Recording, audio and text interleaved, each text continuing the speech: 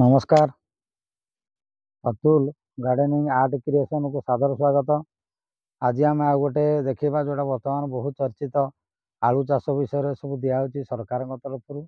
एवं कृषि वैज्ञानिक मैंने से सफल होती पद्धति आम ये आज देखा एवं आशा कर गोटे सहज पद्धति लेजी पद्धति ये हल कर बिना हल आलू चाष कर जिनटा को आपण मैंने देखिए बर्तमान मुझे केमी करुँच आप लक्ष्य करूँ जोटा कि सरकार जो वैज्ञानिक मान निर्देशन से अनुसार करुँच टी आमर परिवर्तन हो पारे से रासायनिक सार दूसरी रासायनिक सार प्रयोग करें तेज ट्रायल एंड एरर रे मु किसी अंश करके आपण मानक देखेबी केमी सफल हो तार परवर्ती समय से जना पड़ देखो बर्तमान यही जगहटा देखु यहाँ पूरा टाण जगहटा ये आगु मु मूला करी उपाड़ी नहीं एवं से जगहटा माटी ये बहुत टाण हार्ड माटी देखो बहुत पथुरिया माटी ये हल है साइड गुड़े तो बर्तमान से जगह मुझे कौन कर देखो खत सब छेली नाड़ी सब दे कहते रासायनिक पद्धति कले डीएपी पोटास देवा गोबर खत देवा किंतु मुझे डीएपी पोटास देनी कि गोबर खत ये देनी गोबर खत देवी कि छेली नाड़ी प्रथम देदेली बर्तमान मु आलू गुड़िक देखो यहाँ जो गजा है आलू गुड़िक ये आलू गुड़िक ये अच्छी एगुड़ा को मुझे उपचार किसी करना तेणु उपचार न करवा द्वारा जी रासायन पद्धति कर 22 दिन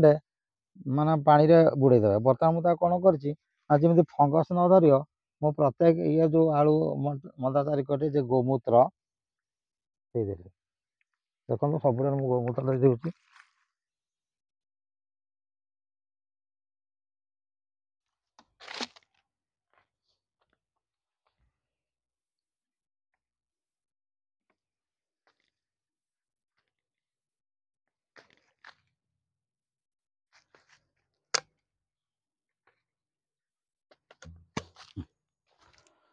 बर्तमान तार कम सरला बर्तमान मुझे आलू थोई नहीं जी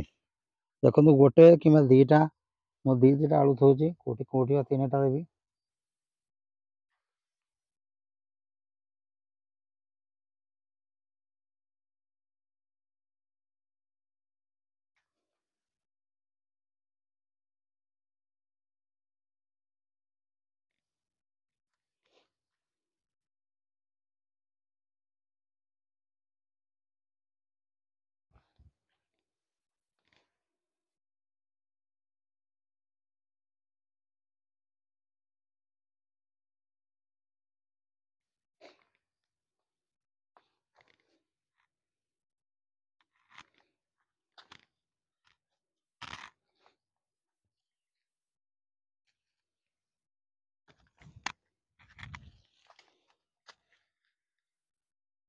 देखो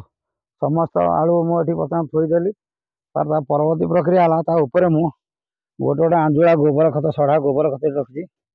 गोटे गोटे आंजुला थोई दूसरी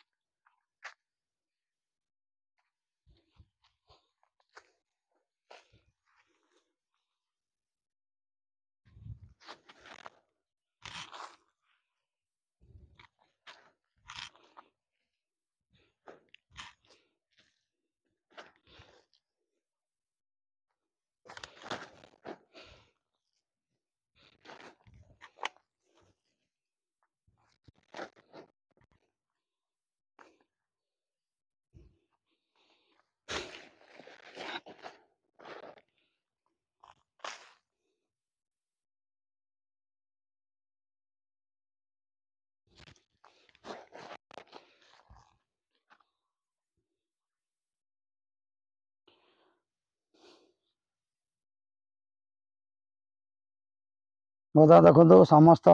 ये मो गोबर खत देदेली गदारे बर्तमान ता ऊपर पर्याय है कौन आगे प्रथम देखु तलटा को भिजई देछि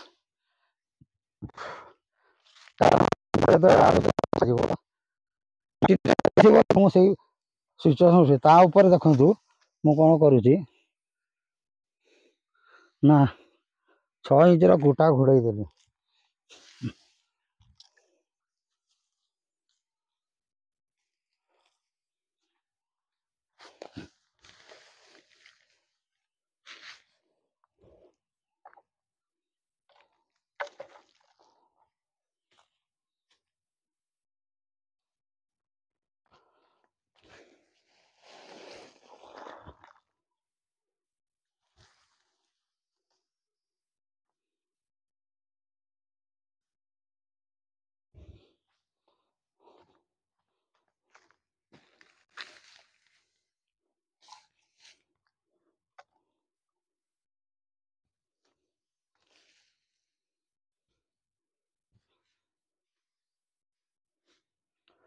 ଏଠି 6 ଇଞ୍ଚ ଉଚ୍ଚାର କୁଟା ଘୋଡ଼େଇ ଦେଲି ଏବଂ ଘୋଡ଼େଇ ଦେଲା ପରେ ତାପରେ ଝରାରେ ମୁଁ ପାଣି ଦେଲି। ଏଠି ବର୍ତ୍ତମାନ ଏଇ ଯେଉଁ ସିଷ୍ଟମଟା ଏଠି ପାଣି ମଡ଼ା ଯିବନି, ଅଳ୍ପ ପାଣି ଲାଗିବ ଏବଂ ଏଇ ଝରା ତାକୁ ପାଣି ଦିଆଯିବ ଗଛ ହେବା ପର୍ଯ୍ୟନ୍ତ। ଏବଂ ଏଇ ଯେଉଁ କୁଟା ଘୋଡ଼େଇ ହେଇଛି ସେ କୁଟା ଭିତରେ ହିଁ ଆଳୁ ଫଳିବ, ଆକୁ ଖୋଳା ଯିବନି, ପରବର୍ତ୍ତୀ ସମୟରେ ଖାଲି ଉପରେ ଉପରେ କାଢ଼ି ନିଆଯିବ ଏବଂ କୁଟା ତାର ଏଠି ଡିକମ୍ପୋଜ ହୋଇକି ବାୟୋ ଫର୍ଟିଲାଇଜର ପରିଣତ ହୋଇଯିବ।